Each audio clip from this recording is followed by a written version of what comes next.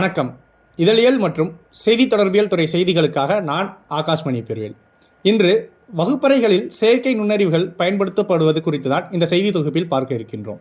அது தற்போது இந்தியாவின் வகுப்பறைகளை மாற்றி அமைத்து வருகிறது. கேரளாவில் சமக்ர பிளஸ் என்ற தளத்தின் மூலம் அரசு பள்ளி கல்வியில் செயற்கை நுண்ணறிவை ஒருங்கிணைத்து பயன்படுத்தும் முன்னோடியான முயற்சியை மாநில அரசு மேற்கொண்டுள்ளது.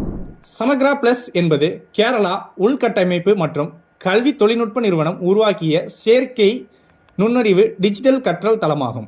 இது மாநிலம் முழுவதும் உள்ள அரசு பள்ளிகளில் மாணவர்களுக்கும் ஆசிரியர்களுக்கும் ஆதரவாக அறிமுகப்படுத்தப்பட்டு வருகிறது.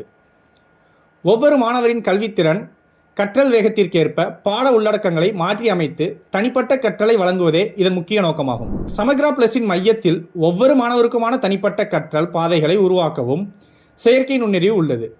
மாணவர்களின் பதில்கள், கற்றல் வேகம் மற்றும் செயல்திறன் முறைமைகளை பகுப்பாய்வு செய்து அவர்கள் எந்த இடத்தில் சிரமப்படுகிறார்கள் அல்லது சிறப்பாக செயல்படுகிறார்கள் என்பதை இது கண்டறிகிறது.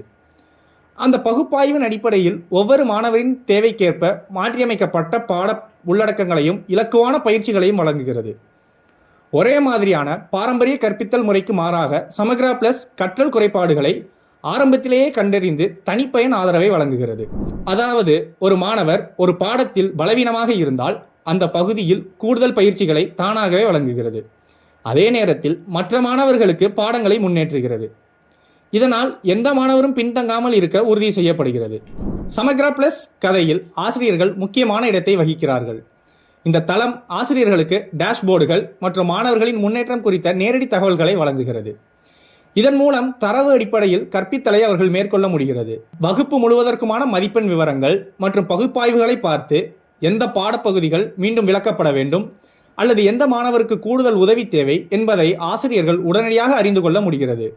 கைட் நிறுவனத்தின் தலைமை நிர்வாக அதிகாரி அன்வர் சடாத் சமக்ரா பிளஸ் மாநில பாடத்திட்டத்தின் எல்லைகளுக்குள் மட்டுமே உருவாக்கப்பட்டதாக கூறுகிறார். இதன் மூலம் எந்தவிதமான பாகுபாடுகளும் தவிர்க்கப்படுகின்றன. மற்றொரு வார்த்தையில் இந்த செயற்கை நுண்ணறிவு ஆசிரியர்களை மாற்றுவதற்கான கருவி அல்ல, அவர்களுக்கு உதவும் ஒரு துணை மட்டுமே. ஆசிரியர்கள் வகுப்பை வழிநடத்துகிறார்கள், ஆனால் இப்போது தனிப்பட்ட கற்றலை ஊக்குவிக்கவும் நிர்வாக சுமையை குறைக்கவும் சக்தி வாய்ந்த தொழில்நுட்ப உதவி அவர்களுக்கு கிடைக்கிறது. சமக்ரா பிளஸுடன் கேரளா மேற்கொண்டுள்ள இந்த புதுமையான முயற்சி தேசிய அளவில் ஏற்கனவே உரிய பாராட்டுகளை பெற்றுள்ளது.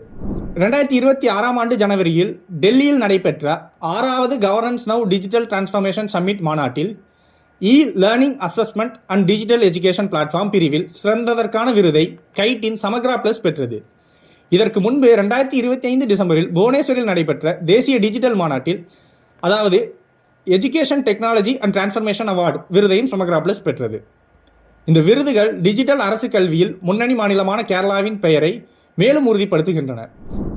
இது குறித்து கல்வி நிபுணர்கள் கூறுவதாவது, கேரளாவின் இந்த அணுகுமுறை மற்ற மாநிலங்களுக்கும் ஒரு மாதிரியாக அமையக்கூடும். வலுவான பாடத்திட்ட கட்டுப்பாடும் தரவு பாதுகாப்பும் இணைந்த செயற்கை நுண்ணறிவு பயன்பாட்டின் மூலம் சமக்ரா பிளஸ் சமத்துவமான தொழில்நுட்பம் சார்ந்த கற்றலுடன் உலகளாவிய அளவுகோலை உருவாக்கியுள்ளது. இந்த முறை உள்ளடக்கம் மற்றும் தொழில்நுட்பத்தின் நெறிமுறையான பயன்பாட்டை வலியுறுத்துகிறது என்றும் கல்வியில் செயற்கை நுண்ணறிவின் எதிர்கால பாதையை இது காட்டுகிறது என்றும் பார்வையாளர்கள் குறிப்பிடுகின்றனர். இந்தியாவின் கல்வி எதிர்காலத்தை நோக்கி நாம் நகரும் வேளையில் தெளிவான கொள்கைகளும் நோக்கங்களும் வழிநடத்தும். தொழில்நுட்பத்தின் மூலம் மாணவர்களுக்கும் ஆசிரியர்களுக்கும் எவ்வாறு உதவ முடியும் என்பது கேரளாவின் சமக்ரா பிளஸ் நிரூபிக்கிறது.